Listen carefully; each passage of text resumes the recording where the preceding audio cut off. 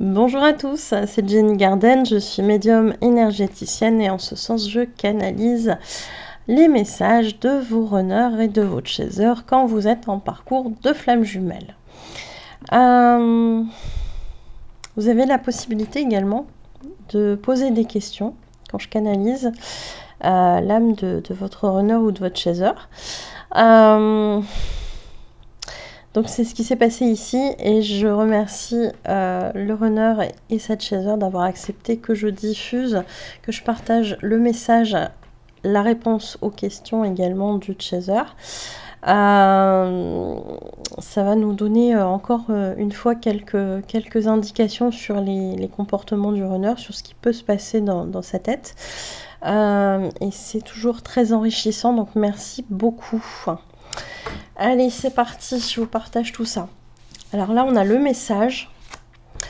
Oh, comme tu es belle. Tu n'es pas simplement jolie, tu es belle. Belle physiquement, mais aussi au niveau de ton âme. Je te ressens. Ton âme est belle, pleine de bonnes intentions, et c'est ce qui m'a toujours attirée chez toi. Tu rayonnes et tu iras de plus en plus vers ta lumière. Ose briller, permets-le toi, pour le bien de tous. Ose montrer qui tu es vraiment et libère-toi de ces chaînes du passé. Là, ici, il parle des vies antérieures, où tu n'osais pas te déployer comme tu aurais dû le faire. Cela est ton chemin, celui de te libérer de ce qui t'empêche d'être pleinement toi.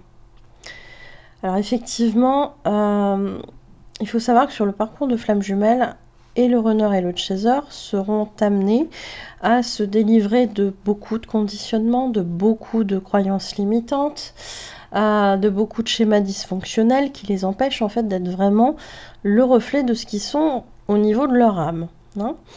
Les masques de la société, le faux self du runner, etc. Enfin voilà, vous en connaissez déjà beaucoup, j'imagine.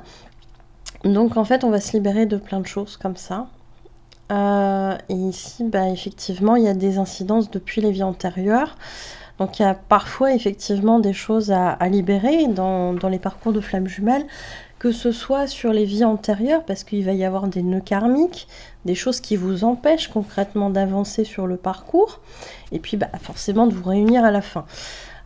Si telle est, doit être, si telle est la finalité, bien évidemment, dans cette incarnation. Et en fait, effectivement, les jumeaux doivent se libérer non seulement des nœuds karmiques qu'ils ont avec des tierces, chacun de leur côté, et puis ensemble. Et puis, il y a aussi un gros travail sur le transgénérationnel. Donc, il y a beaucoup de choses à voir, beaucoup de choses à évacuer, et puis tout ce qui s'est passé aussi dans la vie actuelle, qui n'est finalement bien souvent qu'une répétition de ce qui n'est pas digéré dans les vies antérieures. Et ça, on le voit dans le travail de libération des blocages karmiques. Donc ça, c'est c'est toujours impressionnant à quel point les choses peuvent se répéter quand c'est pas digéré, quand c'est pas évacué. Il y a aussi un point sur lequel insiste ce runner, c'est que il trouve cette chaser jolie, belle. Et ça, il insiste dessus parce que, effectivement, elle n'a pas forcément conscience, elle, de ça. Elle pense peut-être qu'elle n'est plus dans ses critères physiques qu'il aime. Et c'est pas toujours, effectivement, la réalité des choses. Le runner va ressentir sa chaser vraiment à l'intérieur de lui aussi, dans son âme, etc. C'est ce qu'il explique ici. Donc il y a tout en fait qui vient se compléter. Il y a non seulement le côté physique, mais aussi le côté émotionnel, d'âme, etc.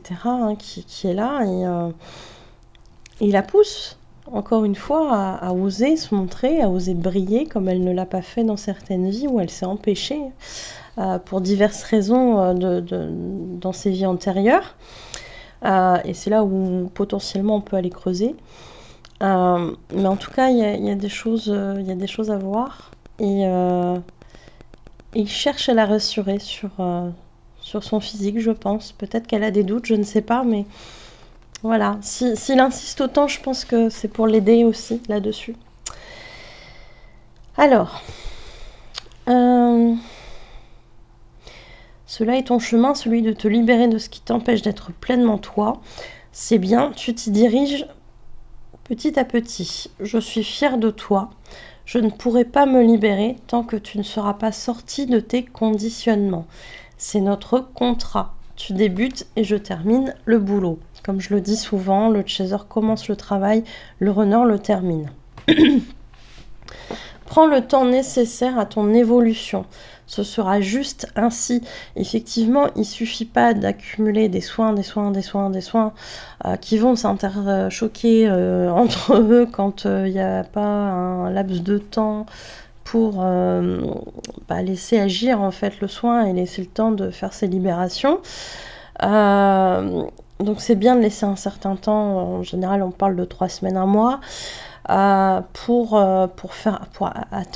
de faire un soin après quoi. Enfin, attendez ce laps de temps pour faire un autre soin. Sauf s'il y a une autre problématique entre deux, etc. qui vient se gérer, qui a besoin de se gérer en urgence, etc. Mais attendez au moins 3 semaines, 1 mois avant de refaire un soin. En général, voilà, si après vraiment on vous y pousse, il y a peut-être une raison aussi. Hein. Mais voilà, on est sur des généralités.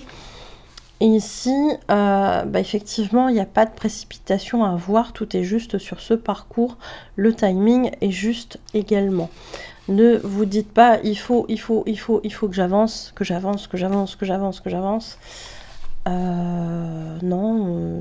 courir, on risque de louper des étapes, donc non, faites votre cheminement, et ça sera juste comme ça. Vous avancez, il suivra derrière, au niveau de son travail à faire sur le parcours. Ton image m'obsède toujours autant qu'au début. Tu es magnifique et de plus en plus avec le temps qui passe. Je t'observe et m'assure que tu ailles bien. C'est important pour moi. Un peu comme si j'étais ton ange gardien.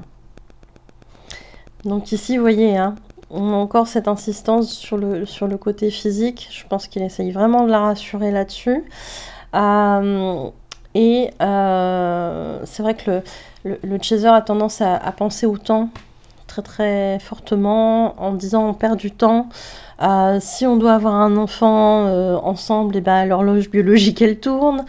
Et puis s'il me revoit dans 10 ans, 15 ans, 20 ans, j'aurai vieilli, peut-être qu'il me trouvera plus belle, etc. Ici, votre honneur, il vous dit mais non, c'est il y a l'âme que j'aime aussi. Donc l'âme, elle change pas. Certes, le physique peut peut-être changer, mais à partir du moment où il y a un amour au niveau de l'âme, on aime la personne telle qu'elle est. Voilà. Donc il cherche à la rassurer là-dessus. Il surveille. Il la surveille, il l'observe de loin pour savoir comment elle va. Ça, c'est important pour lui. Je t'aime très fort, mais je le garde pour moi car les circonstances ne me permettent pas de me dévoiler vraiment. Cela est trop compliqué et je n'y suis pas prêt. Des obligations me retiennent, m'empêchent de vivre pleinement la vie que je souhaiterais. Je devrais moi aussi me détacher de certaines choses dans un futur prochain. C'est ce que je vous disais, hein, les deux doivent se libérer de leur conditionnement, schéma dysfonctionnel, addiction et compagnie. Donc voilà, il y a des obligations, peut-être que c'est le travail, peut-être que c'est la famille, tout dépend des runners, peut-être qu'il y a un peu de tout, peut-être qu'il y a d'autres points. Voilà, en tout cas, il y a toujours quelque chose qui vient empêcher, retenir le runner de vivre pleinement sa vie telle qu'il le voudrait lui-même. J'ai encore des peurs qui me retiennent, beaucoup de conditionnements aussi. Je ne me sens pas libre pour le moment. Ça changera, garde le cap, continue. J'en ai besoin pour la suite. Je crois en toi. Donc effectivement, le fait que le chaser travaille, avance, etc. forcément le runner va le ressentir, va pouvoir ensuite amorcer son travail à lui, et c'est ainsi de suite qu'on arrivera à cette potentielle réunion si elle doit arriver dans cette vie actuelle. Donc il croit, hein. Il croit en son chaser, il n'y a pas de raison. Il lui dit de garder le cap, voilà. Par rapport à la suite, on a des questions. Donc la chaser qui avait justement ce désir intense de vouloir un enfant de sa flamme jumelle, elle voulait savoir d'où ça venait. Et là, le runner lui répond: j'ai ce désir d'avoir un jour un enfant. C'est important pour moi, pour ma culture, mon schéma de vie, mais c'est une envie viscérale aussi. Tu as ressenti mon envie, mais quelque part en toi, tu sens que notre amour pourrait se concrétiser ainsi dans la matière. Voilà pourquoi tu as ressenti cette envie si intensément. Ton âme et tes tripes ont parlé. Donc on peut ressentir effectivement les envies de l'autre, on peut ressentir ses peurs, on peut ressentir ses émotions, etc. etc. Via les vases communicants. Si vous ne savez pas trop ce que sont les vases communicants, il y a une vidéo sur les vases communicants sur la chaîne. N'hésitez pas à aller voir tout ça. Et puis potentiellement dans le futur, effectivement, c'est quelque chose qui pourrait arriver, donc peut-être aussi que son âme lui rappelle de cette manière-là ce qui pourrait se passer. Parce que là-haut, on sait ce qui va se passer dans notre incarnation future, avant de s'incarner. Alors, la deuxième question, est-ce justement quelque chose qui pourrait arriver dans le futur, qu'on ait un enfant ensemble ? Donc ça, c'était des questions qu'elle m'a posées avant. Donc là, sur la première question, il lui répond déjà un petit peu. Donc oui, dans le futur, nous pourrions avoir un enfant ensemble. À nous de ne pas trop tarder, à avancer, car cette âme est déjà prête. Tu peux parfois peut-être la ressentir. Il est vrai qu'il y a des âmes qui tournent autour de leurs parents, notamment surtout autour de la maman, mais les deux parents en général, mais la maman souvent va potentiellement avoir des références à cet enfant, va la ressentir, ou alors on va lui parler d'un deuxième enfant s'il y a déjà un enfant, ou d'un enfant à naître, etc. Donc il y a toujours des petites références qui viennent pour qu'elle conscientise effectivement que l'âme de cet enfant est déjà en train de tourner autour de ses deux parents. Et effectivement, visiblement, ici, c'est le cas. Après, effectivement, il y a les contraintes, entre guillemets, de la matière. Donc, une horloge biologique qui tourne chez les femmes et qui, du coup, si on traîne un peu trop, ça risque d'être compliqué. J'ai envie de dire, si cette naissance doit arriver, elle arrivera de toute façon. Là-haut, ils savent bien y faire pour organiser tout ça. Donc voilà, peut-être effectivement qu'elle doit arriver dans cette incarnation, peut-être qu'elle commence à tourner autour de ses parents pour une incarnation future, ça je ne sais pas, mais voilà, il y a de fortes chances quand même pour que ça se passe dans cette incarnation-là, à eux d'avancer sur leur parcours, justement pour pas que ça traîne trop, mais encore une fois là-haut, quand ça doit se faire, ça se fait. Allez, troisième question. Pourquoi ma flamme jumelle avait de la culpabilité lorsque j'ai voulu divorcer de mon conjoint et que cela m'a influencé à rester avec lui? Le renard répond: j'ai de la culpabilité quand tu me parles de divorcer de ton mari, car je ne souhaite pas que tu divorces à cause de moi. Et j'ai parfois eu cette impression. Cela me rend triste. Je ne veux pas que tu casses ton mariage à cause de moi. Le mariage est un acte sacré et cela est important pour moi. Aujourd'hui, trop de gens divorcent. C'est facile, c'est triste. Je n'aime pas notre monde pour cela. Je ne veux pas être le déclencheur d'un acte pareil. Je ne veux pas te voir triste durant cette épreuve, ni qu'il te fasse la misère parce qu'il aura de la rancœur. Je ne veux pas non plus te décevoir si je ne suis pas l'homme que tu espères. Alors, j'ai ma cuisinière qui est en train de sonner, je ne sais pas ce qu'elle a. Bref, j'irai voir après. Ça me déconcentre un peu, j'avoue. J'ai tellement la pression de te rendre heureuse. Si un jour nous sommes officiellement en couple, je ne rivalise pas avec lui. Comment pourrais-tu le quitter pour moi? Et puis, on ne quitte pas quelqu'un pour passer à quelqu'un d'autre.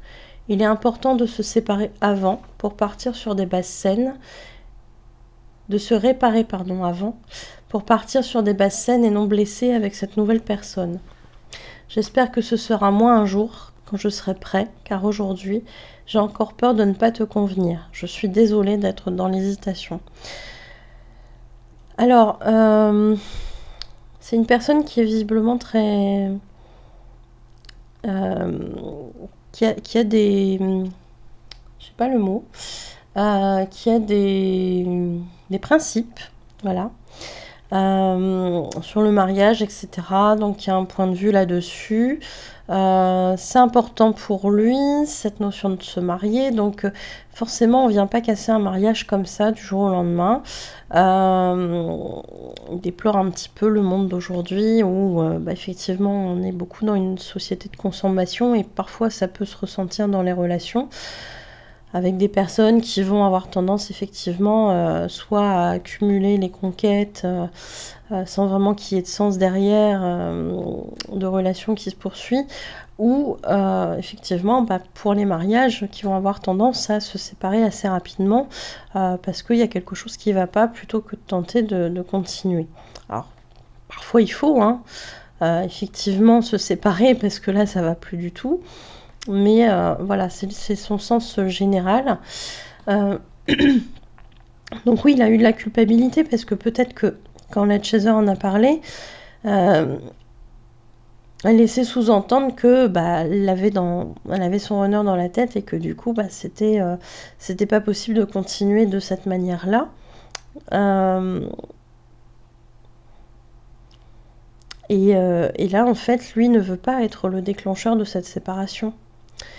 Je dirais qu'il y a beaucoup de sagesse sur la façon dont il l'explique parce que effectivement quelque part il a raison, on ne quitte pas quelqu'un pour quelqu'un d'autre.